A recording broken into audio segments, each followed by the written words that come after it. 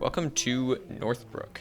This is day 7 of Chicago Grit. We've got ourselves a 4-corner crit, starting off with 2 pretty shallow left-handers, all left-hand turns, so a little cheaper to crash on due to the fact that your derailleur and various gears are not on that side, so you usually land on a better side.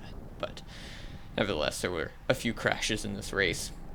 A few little weird moments in this corner, and the next corner is pretty tight, so that's probably the most consequential corner of the entire race, which we'll get to. This straight was super wide open, as you can tell, and super fast. No overlay today, because I goofed it up so many times, and turning around on these are pretty difficult between the races, so did not get a chance to get that overlay today.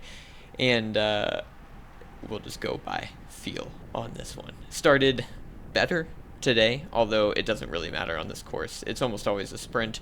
It's a very fast course. It's usually like 30 miles an hour for the race. I'm not sure exactly how much we averaged, but we were going fast the entire time. And last year, Ty Magner just tail gunned the whole time and then moved up at the finish, got himself in good position, and then had like a massive gap at the end, which was pretty awesome. There are also new faces here. Legion and Blazers have their full crew. You can see Justin Williams on the left there. There are plenty of dudes who have been racing the whole series, and everyone was pretty keen on making it fast. MitoQ still in their full force. Tyler Williams up here. Noah Granigan showed up, so lots of hitters. Johnny Clark a little bit later on in the race, and there was a Insta 360 just in the middle of that turn, and people were trying to dodge it. You can see it again right here, and that's a little foreshadowing because I have yet more camera problems today.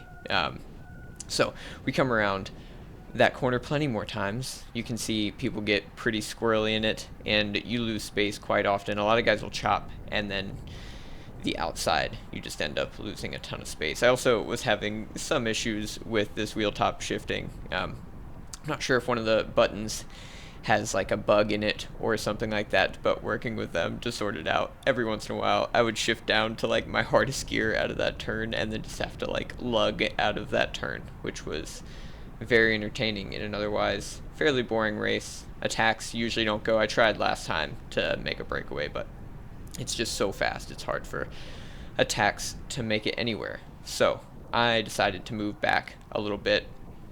I was a little farther up here, and Alistair there swung a little farther outside than I was expecting him to. Normally I would have come back up and just moved him back into the field, but we're pals, so told him he was being a little naughty there with that line. Anyway, a little later in the race, and I'm moving back, deciding not to spend energy to stay at the front because it's pretty much just me at the front for my team. So if I counter or if I follow anything, it gets countered and I can't really patrol it anyway, so I'm just gonna have to rely on other teams. Chatting with Kyle Murphy, former US Pro Road champ, about how goofy that corner was getting.